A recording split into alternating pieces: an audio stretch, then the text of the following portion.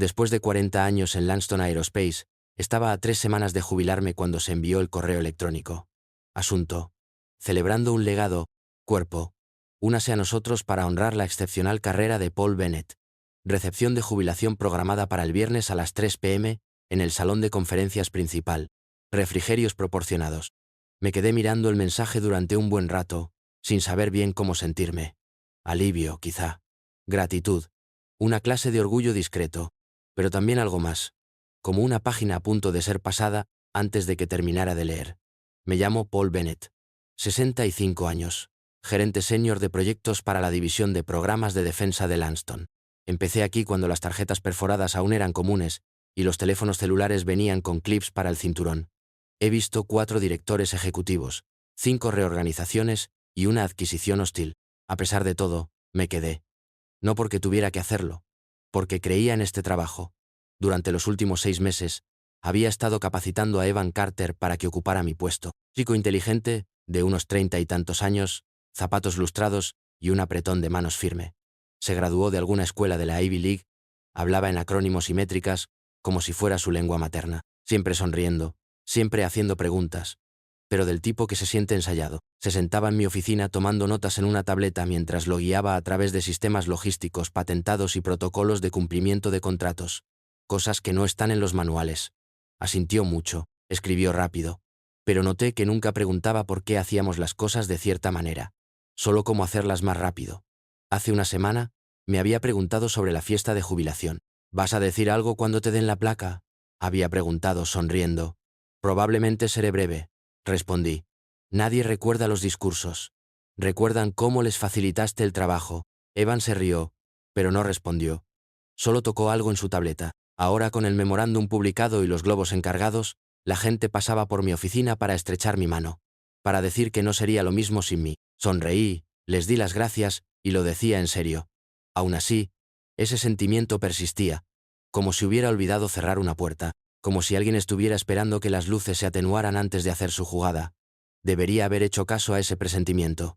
El lunes por la mañana comenzó como cualquier otro día. Café, bandeja de entrada, el zumbido silencioso del sistema HVAC en lo alto. Estaba terminando un informe final para el Departamento de Defensa, cuando la asistente de Jenna Riley llamó a mi puerta abierta. A Jenna le gustaría verte en su oficina. HH. También estará allí. Me detuve a mitad de la frase, releyendo la línea que acababa de escribir. Luego guardé mi borrador, me levanté y la seguí por el pasillo. Jenna Riley, vicepresidenta de operaciones, 6 años menor que yo, pero ascendida desde el segundo año. Trajes impecables, ojos aún más afilados. El tipo de ejecutiva que sonreía con la boca, pero nunca con los ojos. La representante de HH. Ya estaba sentada cuando entré. Melanie, la que siempre evitaba el contacto visual en la sala de descanso. Paul, comenzó Jenna indicándome que me sentara. Iremos directo al grano. Debido a la reestructuración y la optimización del presupuesto a largo plazo, su puesto queda eliminado con efecto inmediato. Sin charla trivial. Sin transición. Solo eso. Yo no hablé. Solo asentí una vez. Hemos preparado un paquete de indemnización, dijo Melanie, deslizando una carpeta sobre la mesa. 2 semanas de paga, continuación de los beneficios de salud hasta el final del mes. 2 semanas. Después de 4 décadas. Abrí la carpeta. Hojeé los términos. La tinta bien pudo haber dicho: ya no importas. Jenna cruzó las manos. Agradecemos todo lo que has hecho. Verdaderamente. Pero la compañía está evolucionando. Y necesitamos mantenernos delgados y ágiles. Cerré la carpeta y la volví a colocar sobre la mesa. ¿Qué hay de la recepción de jubilación?, pregunté. La expresión de Jenna no cambió. Ha sido cancelada. Pensamos que era mejor avanzar en silencio. Avanzar en silencio.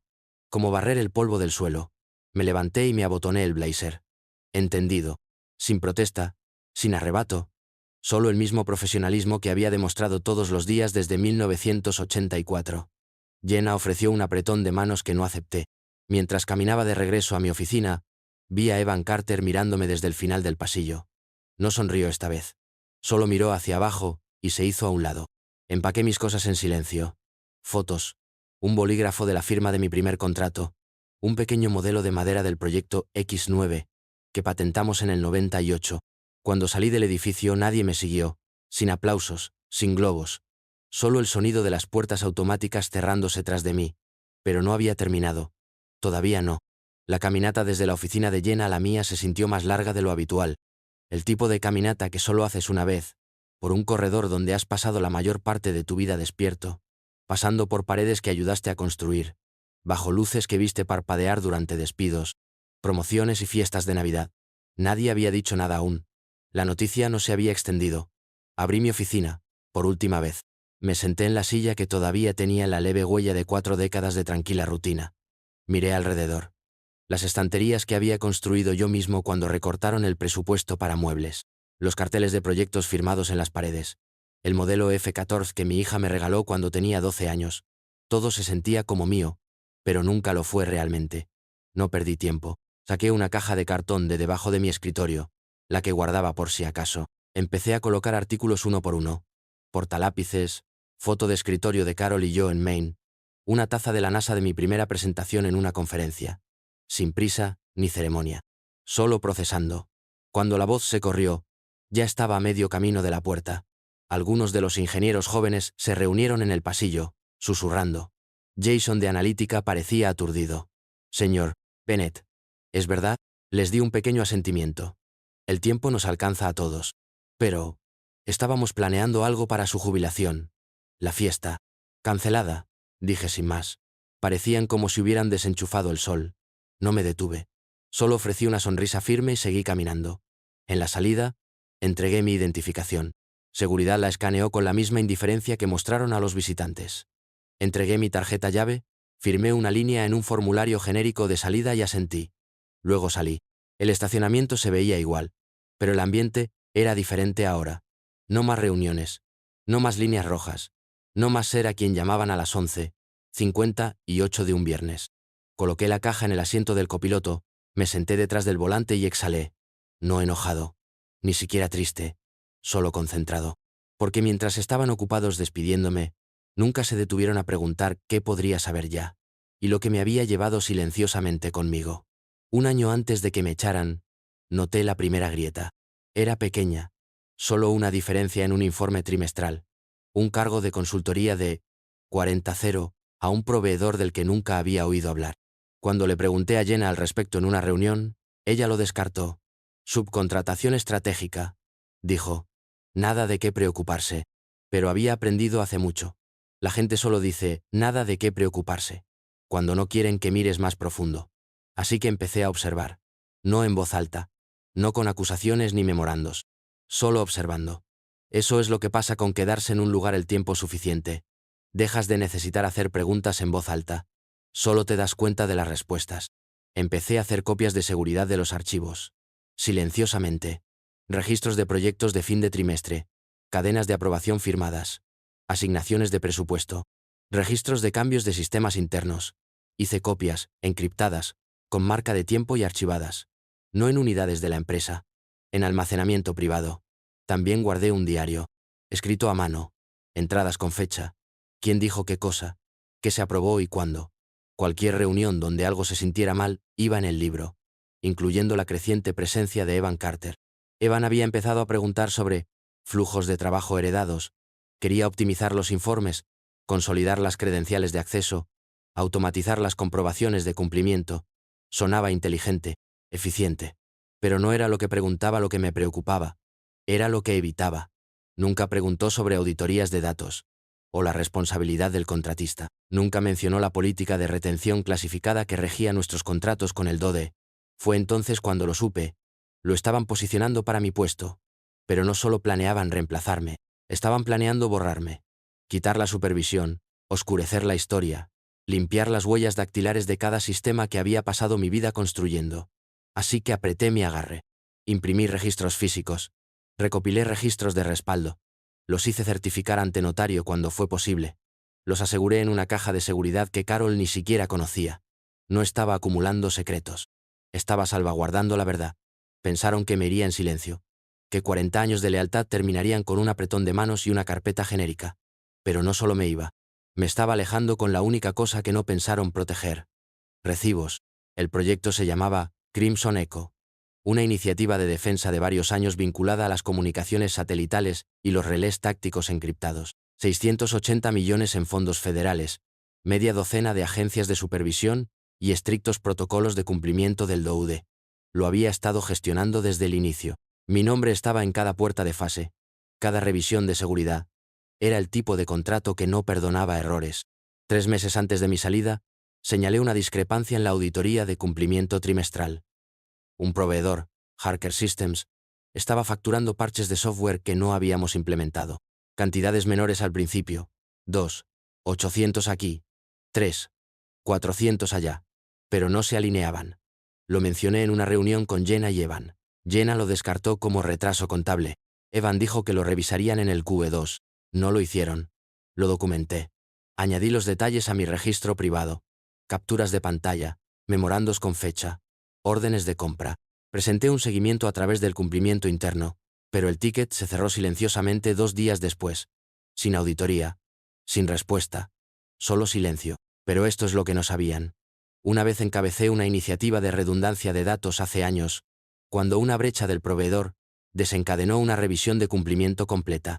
Como parte de ello, había configurado un nodo de copia de seguridad fuera del sitio para la supervisión del contrato. Un servidor espejo, totalmente encriptado, aislado físicamente y olvidado por casi todos. Todavía tenía acceso. Una noche, una semana después de mi despido, conduje hasta un espacio de trabajo alquilado que había mantenido durante años bajo una licencia de consultoría. Limpio. Desconectado. Inicié sesión en el servidor de respaldo. Los registros estaban intactos. Cada solicitud de cambio, cada cadena de aprobación, incluyendo memorandos internos de Jenna que reclasificaban a ciertos proveedores como operaciones especiales para evitar los activadores de auditoría. Los verifiqué cruzados con las bases de datos de adquisiciones públicas y los antiguos registros SAP de Lanston. Surgieron patrones, nombres repetidos. También lo hicieron las tácticas de evasión. Pensaron que despedirme limpiaba el tablero, pero yo había construido el tablero, y ahora tenía cada pieza todavía en su lugar.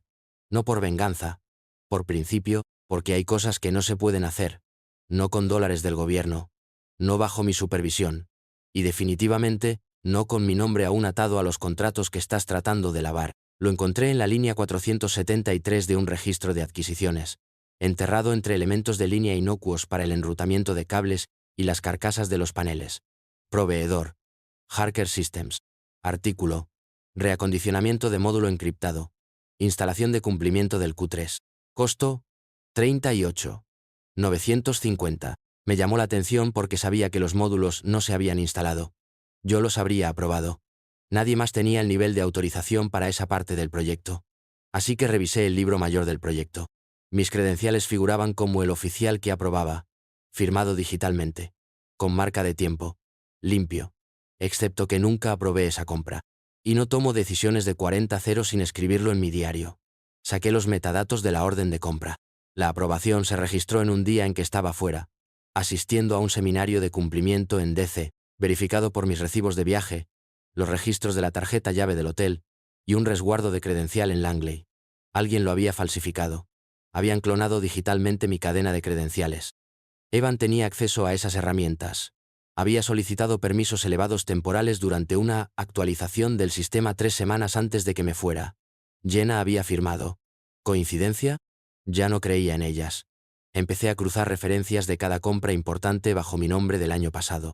Surgieron más entradas, facturas de consultoría, licencias de software, tarifas de instalación infladas. Nada escandaloso, lo justo para evitar las banderas rojas. Pero en total, más de 700. $0. Todo atado a Crimson Echo. Todo bajo mi firma digital. No solo me estaban excluyendo. Estaban preparando a un chivo expiatorio. Un jefe de proyecto condecorado, próximo a jubilarse, con un historial intachable. Si los federales vinieran a tocar a la puerta, yo sería el nombre en cada formulario fraudulento. Evan se encogería de hombros. Jenna citaría confusión del sistema heredado. La compañía emitiría una declaración sobre un trágico error de juicio. Y me quedaría sosteniendo una bolsa que nunca preparé. Pero cometieron un error. Subestimaron lo cuidadosamente que había estado observando.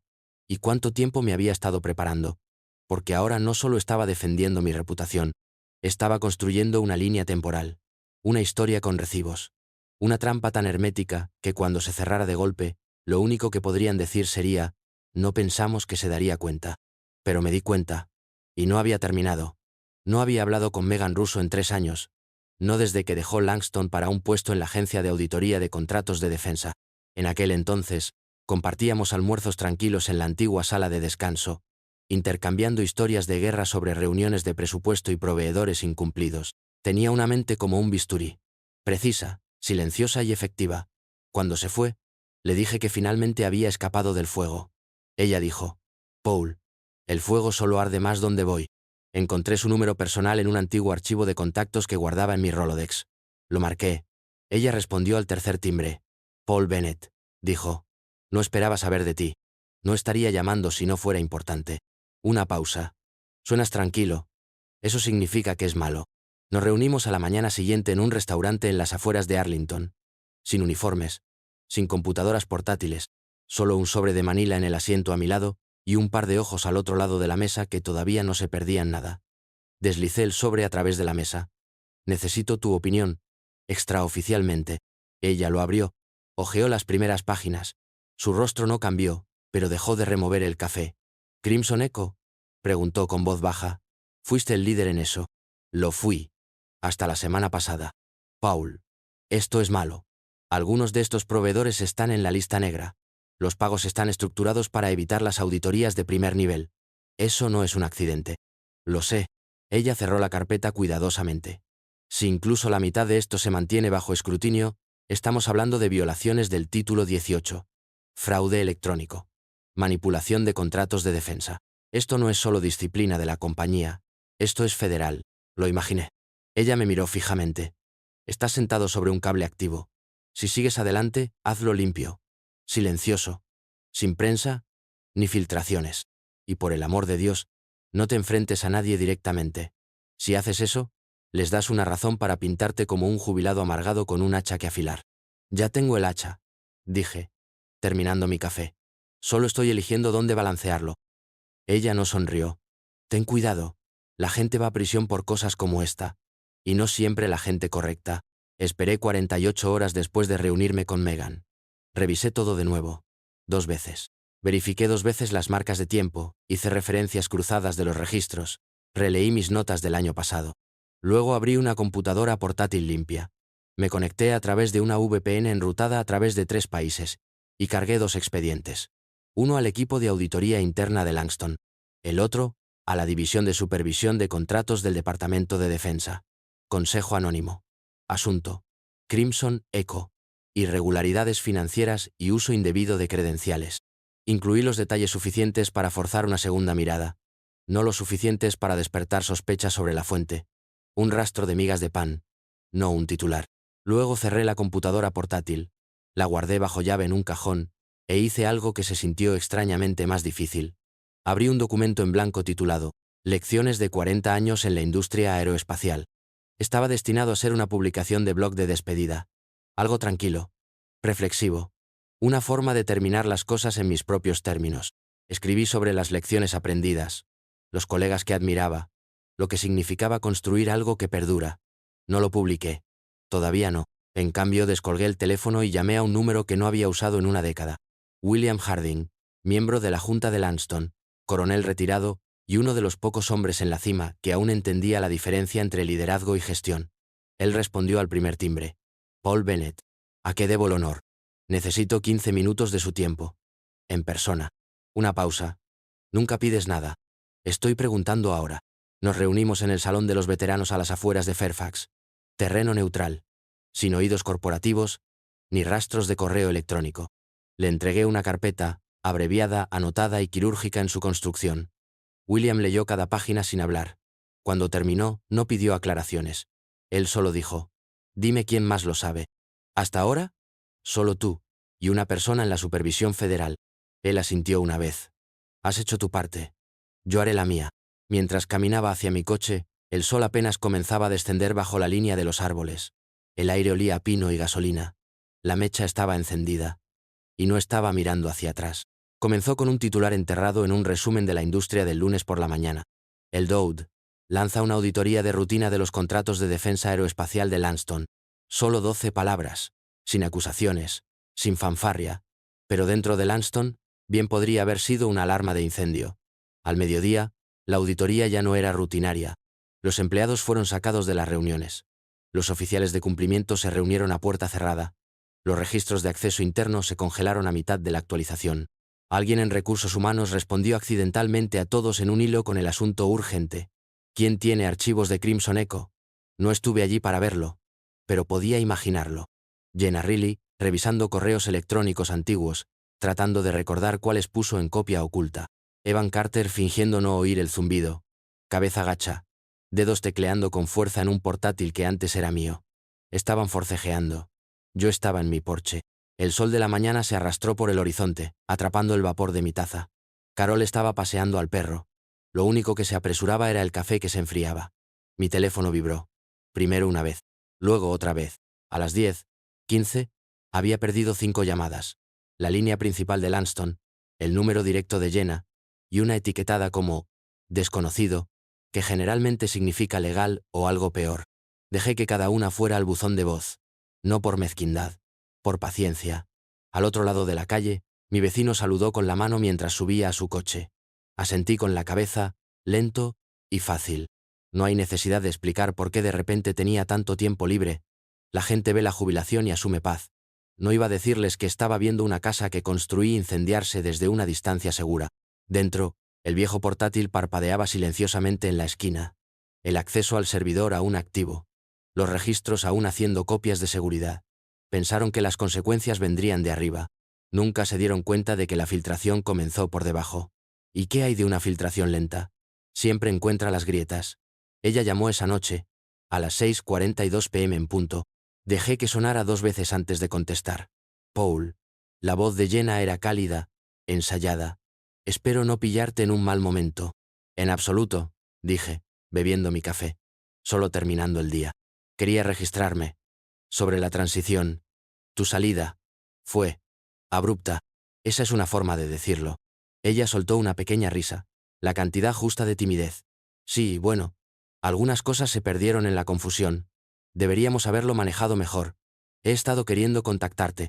Pude oír la ansiedad bajo las palabras, pulidas pero tensas. Ella no estaba llamando para hacer las paces. Ella estaba pescando, probando el agua, tratando de averiguar cuánto sabías, y lo que es más importante, ¿qué planeabas hacer con ello? ¿Has oído hablar de la auditoría, supongo? Preguntó casualmente. Fragmentos. Respondí. La palabra viaja. Aparentemente alguien envió algunos. Documentos preocupantes. Completamente fuera de contexto. Por supuesto. Por supuesto. Dejé que el silencio se extendiera. Jenna lo llenó. Paul, siempre hemos valorado tu integridad. Espero que, pase lo que pase, sepas que lo estamos manejando internamente. No hay necesidad de ruido exterior. Esa era su jugada. Restar importancia, desviar, desarmar. Ella no sabía si los documentos eran míos. Ella solo esperaba que no hubiera conectado todos los puntos. Lo curioso de los sistemas, dije, dejando que mi voz se asentara en algo calmado y neutral, es que guardan registros. Una pausa. Pude oír cómo se le cortaba la respiración. Y no solo los registros que guardan en la oficina, continué, sino los que creen que han borrado. Los archivados fuera de la red. Viejas copias de seguridad. Registros de revisión. Nunca desaparecen realmente. Paul, dijo lentamente, cambiando el tono. ¿Estás insinuando algo? No. Respondí. Solo recordando. 40 años le dan a un hombre tiempo para entender cuán profundas son las raíces. Más silencio. Luego su voz, ahora más fría. Ya veo. Bueno, agradezco que atendieras la llamada. Por supuesto. Siempre feliz de ayudar a aclarar. Ella colgó un poco demasiado rápido. Miré mi teléfono. Sin correo de voz. Sin mensaje de texto de seguimiento. El farol había funcionado. Ella lo sabía. Y ahora, pasaría cada hora preguntándose cuánto tenía todavía. Y cuánto de eso ya había cambiado de manos. William Harding nunca se movía rápido. Esa era una de las cosas que respetaba de él. Ex coronel, general de 2 estrellas antes de la vida civil, y un hombre que creía que la velocidad sin disciplina era solo pánico disfrazado. Así que cuando me llamó el día después del incómodo baile telefónico de Jenna y dijo, «Es hora», supe que los engranajes finalmente habían empezado a girar. Él había revisado la carpeta. Cada página, cada entrada anotada, registro digital, patrón de adquisición. El resumen que había creado era solo la superficie. Él había profundizado, confirmado cosas a las que ya ni siquiera tenía acceso. He visto lo suficiente, me dijo. Iban a desear no haberlo hecho. Al mediodía, una sesión de emergencia de la Junta de Lanston estaba en marcha. Confidencial. Fuera del calendario. Asesoría legal traída abajo, memorando sellado. Se le dijo al asesor general de la compañía que saliera después de 10 minutos. Cuando eso sucede, ya no es interno. Es contención. 3 horas más tarde, Jenna Riley fue puesta en licencia administrativa, en espera de una revisión interna, decía la declaración. Evan Carter lo siguió antes de que se secara la tinta. Ninguno de los dos lo vio venir. Pensaron que estaban manejando la óptica, adelantándose a un problema. Pero lo que aterrizó sobre la mesa fue más que un problema. Era un plano completamente indexado y con referencias cruzadas de fraude sistémico vinculado directamente a sus aprobaciones, firmas y acciones. Y no provino de un denunciante anónimo. Vino del hombre que solía sentarse en silencio en el centro de todo, a quien jubilaron anticipadamente sin comprobar a lo que aún tenía acceso. William no me volvió a llamar. No necesitaba hacerlo. El silencio fue la confirmación. La Junta por fin había abierto los ojos. Y no le gustó nada lo que vio. La entrada del blog llevaba 2 semanas en mis borradores. Lo releí por última vez antes de hacer clic en publicar. Título: Lo que 40 años me enseñaron, y lo que no, sin acusaciones. Sin nombres. Solo reflexiones. Escribí sobre los primeros días. Esquemas dibujados a mano. Frías reuniones informativas matutinas. Ver el primer prototipo de vuelo que ayudé a diseñar despegar de la pista. Hablé sobre la tutoría, la paciencia y lo que significaba construir algo más grande que uno mismo. Y sobre el silencioso dolor de ver que algo olvidaba quién eras. Escribí sobre el cambio, cómo a veces llega lentamente, y a veces llega con una carpeta que se desliza sobre una mesa. No describí lo que había en la carpeta. No hacía falta hacerlo. Simplemente escribí esto.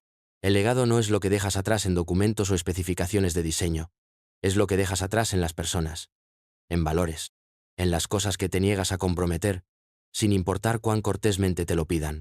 Por la mañana la publicación tenía 12 visitas. Por la noche, 60. Entonces comenzaron las veces que se compartió. Antiguos empleados. Jóvenes ingenieros.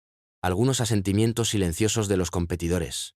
Y, enterrado en los comentarios, más de unos pocos empleados de Langston, escribiendo con nombres de pila o alias, diciendo: sabíamos que algo iba mal. Otros simplemente dijeron gracias. Sin tormenta de fuego. Sin drama. Solo una marea lenta y creciente de personas que reconocen la verdad, cuando la ven vestida de moderación. Fue tendencia durante 2 días en los círculos aeroespaciales.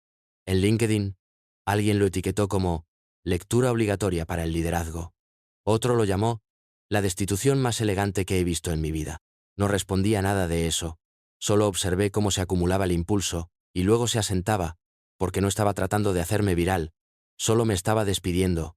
En mis términos, 2 semanas después de que comenzara la auditoría, el Departamento de Defensa publicó sus hallazgos preliminares. El lenguaje era formal, clínico, diseñado para sonar estéril. Pero el significado era claro. Irregularidades confirmadas. Fraude de adquisición identificado. Partes externas recomendadas para el enjuiciamiento federal. Esa misma tarde, Jenna Riley y Evan Carter fueron acusados de múltiples cargos: conspiración, malversación de fondos federales, fraude electrónico. Siguió un comunicado de prensa, salpicado de frases como traición a la confianza pública y elusión intencional de las normas de cumplimiento. Sus fotos policiales se publicaron en boletines comerciales y se reenviaron a través de correos electrónicos de canales secundarios más rápido que cualquier memorando que haya circulado en Langston. Pero la empresa en sí, Langston Aerospace, evitó estar en la lista negra. Por poco, resulta que cooperar con una auditoría federal desde el principio, proporcionando documentos con fecha y hora, credenciales verificables y pruebas herméticas de manipulación, ayuda mucho cuando sus contratos valen cientos de millones. William Harding se aseguró de ello. También lo hicieron mis registros. La Junta emitió una declaración el viernes por la noche, enterrada lo suficiente como para evitar los titulares, pero lo suficientemente directa como para importar. Estamos agradecidos por la integridad y la diligencia de un gerente senior recientemente retirado, cuya documentación histórica y compromiso con los estándares éticos desempeñaron un papel fundamental en nuestra cooperación con los investigadores federales. Sin nombre. Sin foco. Solo la verdad, escondida entre líneas corporativas. No necesitaba nada más, porque la mejor clase de reivindicación no es la ruidosa. Es ver a la gente intentar reescribir la historia y darse cuenta de que los recibos dicen lo contrario. La primera nota llegó en un sobre blanco simple, sin dirección del remitente. Solo una línea en papel de la compañía. Gracias por recordarnos cómo luce el liderazgo. Luego llegaron los correos electrónicos, viejos compañeros, antiguos becarios, contratistas con quienes no había hablado en años, notas que empezaban con «escuché lo que pasó» y terminaban con «usted hizo más diferencia de la que sabe». No respondí a todos. No podía hacerlo. Pero leí cada uno. Una semana después, Megan me envió un paquete. Dentro había una placa de madera, hecha a mano, sin logo ni sello corporativo, solo una línea grabada, para los callados que lo ven todo. Sonreí. Megan siempre supo cómo decir más con menos palabras. Luego vino la verdadera sorpresa. Un grupo de antiguos compañeros organizaron una despedida no oficial, alquilaron un pequeño salón cerca de la antigua oficina e invitaron a personal actual y retirado. No esperaba gran cosa. Pensé que daría la mano a algunos, contaría historias y me iría temprano, pero cuando entré, la sala se puso en pie. Gente que no veía en 10 años, ingenieros de la planta de producción, personal de logística, 2 porteros, mi antigua secretaria del 94, todos aplaudiendo, no por obligación, por recuerdo. Alguien me dio una rebanada de pastel, otro deslizó una nota escrita a mano en mi mano, sin discursos, sin presentaciones, solo una larga y silenciosa ovación que lo dijo todo sin una sola palabra. Durante 40 años, mantuve un perfil bajo y mis estándares altos. Nunca pedí aplausos. Pero esa noche, de pie en un salón alquilado, rodeado de personas que entendían lo que había arriesgado y lo que había protegido, me di cuenta de algo. A veces, las personas que observan en silencio desde la línea lateral son las que mantienen la línea cuando más importa. Y a veces, si tienes suerte, lo recuerdan. La cabaña se encuentra en el borde norte del lago Grantham, escondida entre una fila de pinos y un tramo de costa, donde el agua permanece cristalina casi todas las mañanas. La encontramos por accidente. Carol vio el anuncio mientras buscaba algo, tranquilo, pero no demasiado remoto. Era ambas cosas. 2 habitaciones. Porche envolvente. Ningún vecino a la vista. La primera noche que nos mudamos, desempaqué mis libros, los alineé cuidadosamente en el estante y dejé una carpeta en el cajón del escritorio, la que contenía el último de mis documentos de Langston. No lo había abierto en meses. No era necesario. Algunos finales no requieren puntuación. Para la segunda semana, había empezado a hacer consultoría a tiempo parcial. Nada de gran perfil. Sin cargos. Solo trabajo tranquilo, asesorando a jóvenes ingenieros que aún estaban aprendiendo que el liderazgo no se trata de ser la voz más fuerte. Se trata de saber cuándo callar y cuándo defender tu posición. Los conocí en cafeterías y llamadas online. Revisé sistemas. Señalé lagunas. Escuché más de lo que hablé. Las preguntas que hacían no eran sobre tecnología. No realmente. Eran sobre responsabilidad, integridad. Cómo mantener una línea cuando la presión aumenta y la respuesta fácil empieza a parecer terriblemente razonable. Les conté lo que sabía y lo que había aprendido por las malas. A veces Carol asomaba la cabeza en mi oficina a mitad de sesión, sosteniendo una taza o levantando una ceja. Todavía le preocupaba que estuviera trabajando demasiado. La despedía con la mano y prometía terminar la sesión antes del atardecer. Siempre lo hacía, porque cuando has pasado 4 décadas persiguiendo plazos y esquivando la política interna, empiezas a darte cuenta de que el tiempo es la moneda más valiosa que jamás ganarás. Tiempo no reclamado, sin molestias ni cargas. Cada noche, salía al porche con una taza de café o una bebida fría, con Scout, nuestro labrador envejecido, descansando a mis pies. Carol se sentaba a mi lado, leyendo o simplemente observando el balanceo de los árboles. A veces, pensaba en Jenna o Evan. No muy a menudo, lo suficiente para recordar la lección, que hacer lo correcto quizá no sea noticia, pero da paz. El sol caía detrás del lago como una suave exhalación, y el cielo se volvía de ese tipo de oro que solo notas cuando no queda nada que perseguir. Y sonreía. No porque ganara, pero porque no me perdí a mí mismo por ganar. Esta historia fue intensa, pero esta historia del lado derecho es aún más demente.